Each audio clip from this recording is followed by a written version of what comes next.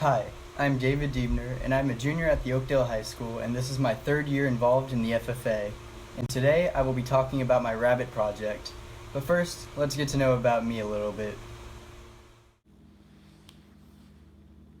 I have been involved through showing not just rabbits, but a market hog and a market goat as well. I have also competed in competitions such as BIG, Parley Pro, and opening closing ceremonies, and I currently serve as a chapter officer for Oakdale FFA. What I love about the FFA are all the opportunities that come with it, whether it be traveling all over the state, growing as a person, meeting new people, or bonding with friends and teammates.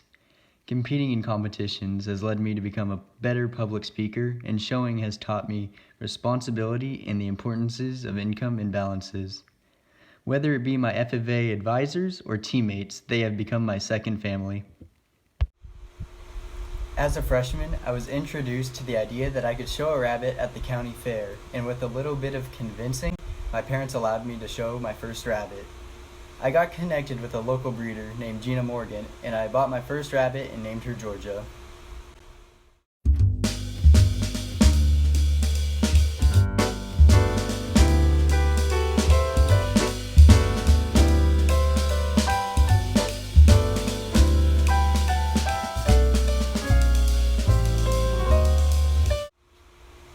Now, the idea of showing both a market hog and a rabbit at the county fair appealed to me because it allowed me to have a broader range of animals shown compared to other freshmen.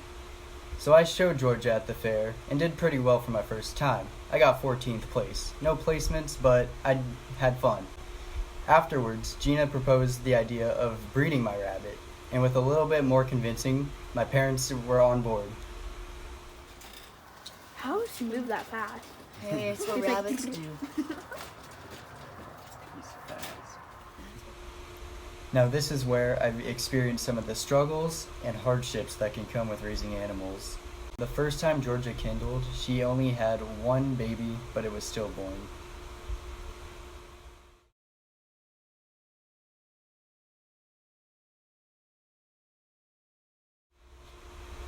Though it was strange and disheartening, I was determined to try again, and that led me to face my hardest struggle with this project.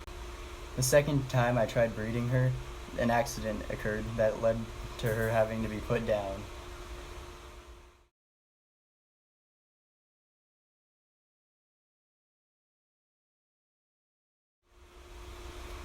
It was a very painful experience, and I knew I had a decision to make.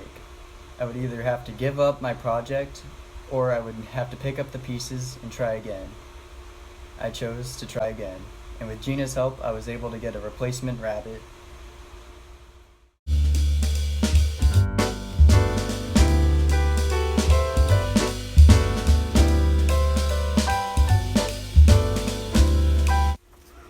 Meet Joy, named for the feeling she brought me after the passing of Georgia.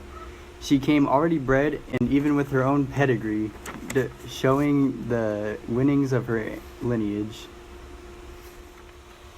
Now, when it came time to kindle, she was a bit late, but she pulled through, and on the morning of May 6th, she had 6 healthy baby rabbits.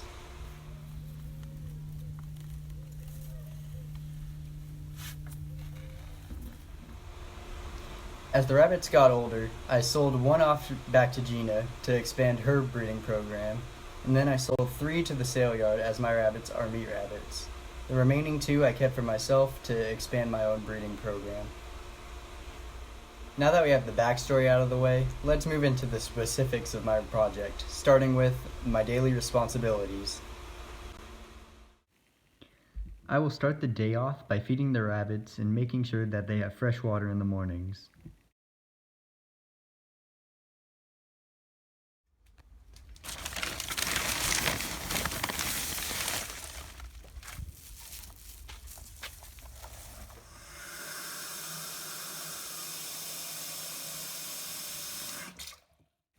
After school, I will often let them onto the grass in their exercise pen while I do homework, and if it's a Friday, I will clean their trays.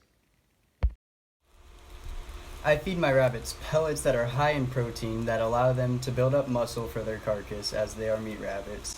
And then I also feed them Timothy hay, as it allows them to get the fiber they need to keep their digestive tracts healthy. When it comes time to breed my rabbit, I correspond with Gina to figure out a time where I can introduce my doe to one of her bucks. It may take some time for the female to come into heat, but once she's bred, the gestation period is around 29 to 32 days. As the gestation period comes to a close, the doe will need to prepare a nest. If she were to give birth on the wires of the cages, the babies would be at risk of falling through or dying to the elements. That's where the crucial object known as a nesting box comes into play. It works to protect the babies and provide a container for them. The babies will remain in the box for about 3 weeks after they are born. The nesting box will already contain straw and shavings in it. The doe will add to this. Her body will produce a hormone that allows her fur to come off easier, so she will pull fur from the flap of fur underneath her chin, known as the dewlap. She will use this fur to line the nest and mix it in with the straw and shavings.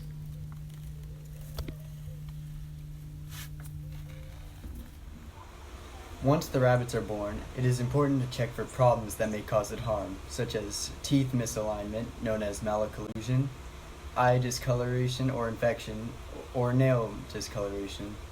The babies will grow fast and go through many changes. They start off furless and they will grow their fur after around 7 days. They also start off blind. Their eyes will open after around 10 days. When it comes to weaning, they will start eating solids between 4 to 6 weeks. Now I will talk about some tools that are useful to my projects, starting with the tattoo pen. Now, when it comes to raising multiple rabbits, you will want to keep track of which rabbit is which. The tattoo pen allows you to print an identification code on your rabbit's ears that allow you to keep track of it. I didn't get to choose the ear tag for my oldest doe, but I did for the 2 young does from the litter. For their tags, I used the number I first assigned them, along with the first letter of their name.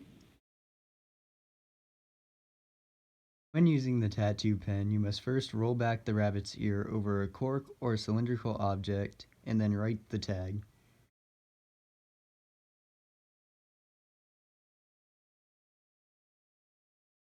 When tattooing a rabbit's ear tag, you'll want to tag their left ear.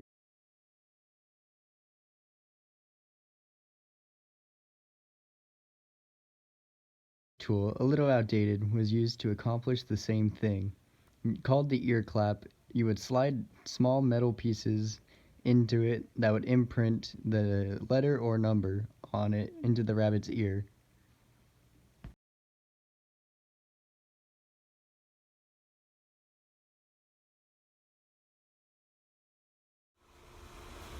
The next important thing when it comes to raising rabbits is having dewormer. Dewormer helps protect the rabbits from harmful parasites that they may pick up. The first time I administered the dewormer to my rabbits, they were about 8 weeks old, and I gave it to them through their mouth.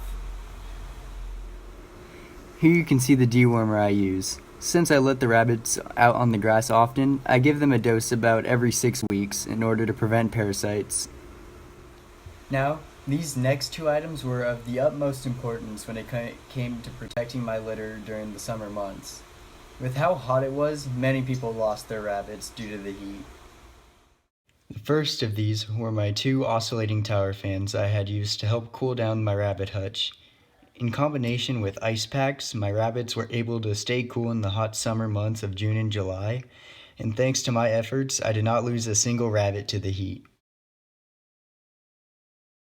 If I'm going to have a litter for the winter months, I will simply move my rabbit hutch into the garage where they will be warmer. I will now be demonstrating the use of the final tool that I will be covering, being nail trimmers. When trimming a rabbit's nails, you don't want to cut where their nail is red. That is called the quick, and it is a vein in the nail. Cutting it can result in bleeding.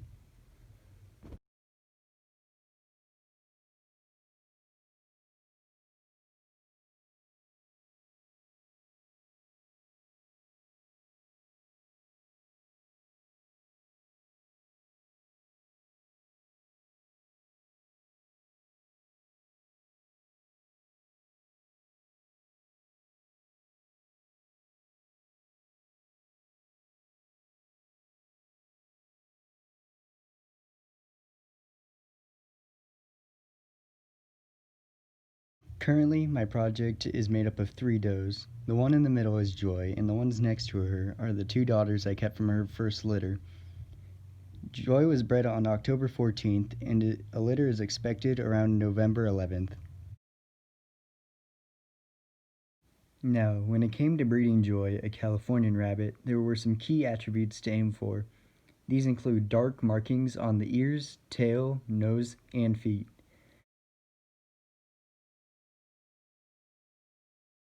I bred Joy to a buck who was shorter in the shoulders, as Joys are long and narrow.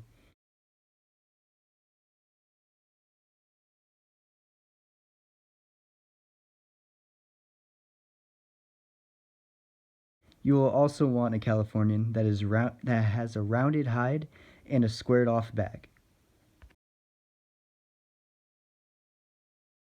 Currently, my project is based on the side of my house. Each rabbit has its own cage, with the 2 young ones in the stacker cage and Joy in the hutch. In this area, I keep all of my rabbit stuff, including carriers, fans, and a tack box containing their food, hay, and shavings. They are shaded by a tarp overhang.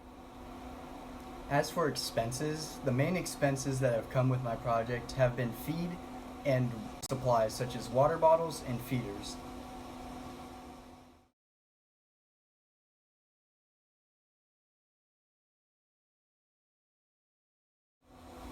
My future plans for the project include having 3 rabbits rotating breeding so that I can have a litter constantly.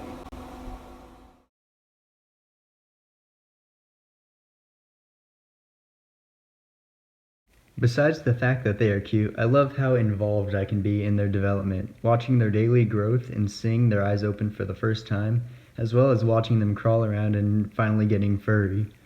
It's a great lesson in responsibility, as when they are really young you have to check on them often. Now this has been all about my rabbit project.